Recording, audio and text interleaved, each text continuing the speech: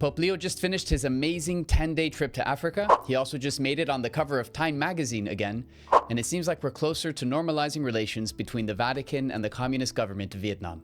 All this and more brought to you today by Church Headlines. Welcome to Church Headlines, your regular Catholic news recap. I'm Brother Darius Lawrence. Let's dive right in. Have you heard about the Cardinal who prays while running marathons? My friends and I ran a marathon a couple weeks ago, and while we were getting our number badges, we were surprised when we ran into a Cardinal who was also about to run the race. Cardinal Jean-Paul Vesco is a 64-year-old French cardinal known for his missionary work as a bishop in Algeria. Rather than separating physical discipline from the spiritual life, he integrates the two, describing how the rhythm of running opens him to silence, reflection, and communion with the Lord. So if you've been on the fence about doing a marathon, maybe this is the nudge you need. If a 64-year-old cardinal can do it, so can you. Ever thought about putting an ad in the papers to find your future wife? I can't say I'd recommend it, but that's what Pope Benedict XVI's father did, and apparently it worked.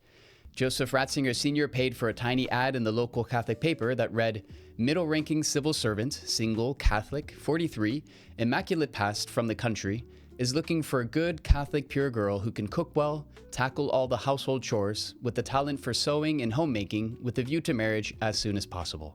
And a 36-year-old baker's daughter, Maria Peintner, answered the ad, and the rest is history. They had 3 children, one of whom became the future Pope Benedict XVI. Anything is possible. Hey friends, I've been told there's a like and subscribe button down below, and that if you click it, magical things might happen. Maybe it's worth a try. Did you know that every year Rome hosts an international exorcism course at my university, the Pontifical Athenaeum Regina Apostolorum? Seasoned exorcists, clergy, scholars, and medical experts from all over the world come together to speak about demons, exorcism, and liberation. Now, I know everyone's thinking right now about your typical Hollywood horror movie, but that's not what this is about.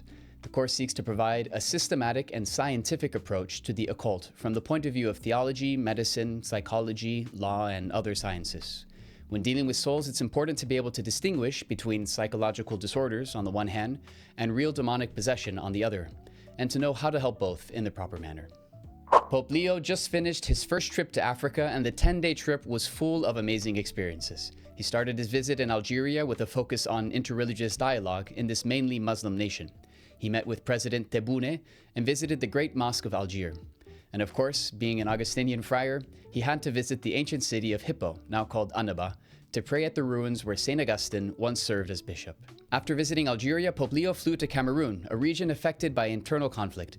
The Pope focused on peace and reconciliation, traveling to Bamenda, where he presided over a meeting of peace. For years, Bamenda has been the center of conflict between English-speaking separatists and the French-speaking central government. As a gesture of peace, a 3-day ceasefire was announced during the days that Pope Leo was in the region, to allow pilgrims to move more freely.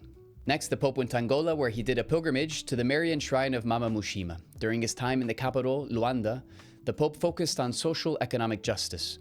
Angola has vast natural resources like oil, but it also has incredibly high poverty rates.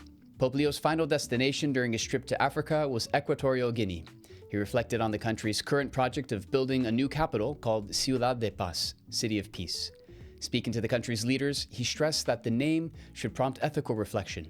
Political life should not be driven by the pursuit of unjust wealth and the illusion of dominion, but should seek the lasting good of everyone.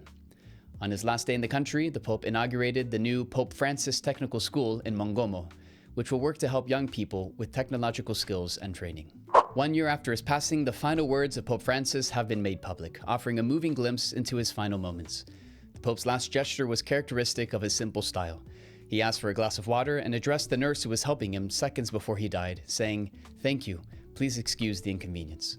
His words reflect the approachable, humble, and attentive personality that marked his priestly ministry throughout his life. Pope Leo is back on the cover of Time magazine, and this time he's been named amongst Time's 100 most influential people, a recognition that highlights his growing global impact. His leadership, marked with a focus on unity and evangelization and engagement with contemporary issues like AI and world peace, has drawn attention far beyond the church. And maybe his leadership has something to do with the incredible surge of conversions to the Catholic Church this year all throughout the world. A recent legal settlement about religious exemptions is being described as a landmark victory for religious liberty in the U.S. Coast Guard. The agreement strengthens protections for service members seeking religious exemptions, particularly in matters of conscience. It requires individualized reviews of these requests, command-wide training for all Coast Guard leaders, and public reporting of the final decisions for all to see.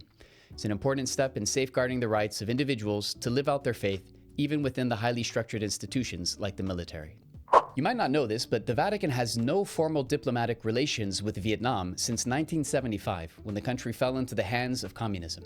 However, in a notable diplomatic development, the president of Vietnam's National Assembly just visited the Vatican and presented Pope Leo XIV with an invitation to visit the country. And it seems like diplomatic relations may soon be normalized. The invitation signals a potential warming of ties and reflects the growing presence and vitality of the Catholic Church in Vietnam. And that wraps up this week's edition of Church Headlines. Thank you for joining us, and God bless.